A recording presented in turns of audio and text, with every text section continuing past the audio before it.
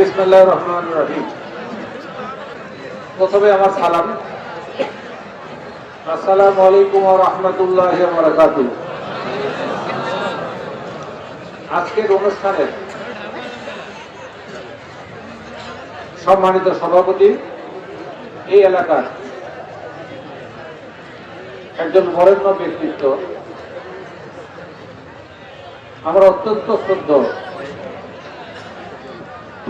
সাবেক প্রধান শিক্ষক নিজামুদ্দিন উচ্চ বিদ্যালয় জনাব মোহাম্মদ আফজাল হোসেন মিয়া,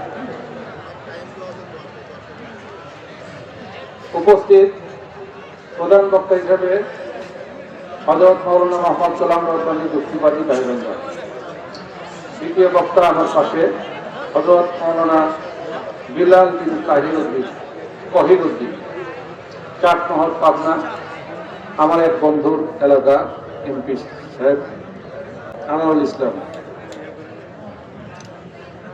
মাওলানা মোহাম্মদ মহিবুল্লাহ সাহেব খুলনা, সিনিয়র মুহাদ্দিস, মদিনাতুল উলুম মাদ্রাসা চট্টগ্রাম, জনাব মোহাম্মদ আবু সাইদ, সরকারি মৌলানা শিক্ষক পরিবার ডিগ্রি ফাজিল মাদ্রাসা শাহীকান্দি বগুড়া,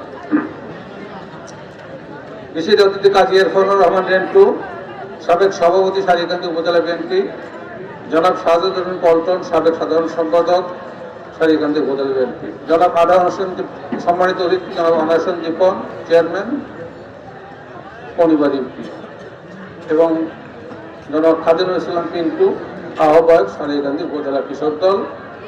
আর এখানে একটু ভালো আহমেদ রিপন, প্রধান শিক্ষক মধুরপাড়া কাজী বসিরউদ্দিন উচ্চ বিদ্যালয়, বদিউজ্জামান বদির, বিশিষ্ট ব্যবসায়ী ঢাকা, আরও অনেক বক্তাবৃন্দ আছেন, সবার নাম আমি উল্লেখ করতে পারছি না। পাশাপাশি আমার সাথে আমার সহসঙ্গী আছেন সারিয়াকান্দি পৌর বিএনপির সংগ্রামী সভাপতি, সারিয়াকান্দি রাজনীতির উদীয়মান নেতা সাদ হোসেন সনি, আমার সাথে আছেন সফরসঙ্গী সারিয়াকান্দি পৌর বিএনপির সংগ্রামী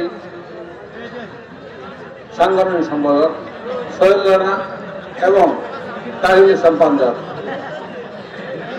সংগ্রামী ভাইরা, আমি একটু কথা বললাম দীর্ঘ করে, একটু কথাগুলো সবার নাম বললাম এই জন্য।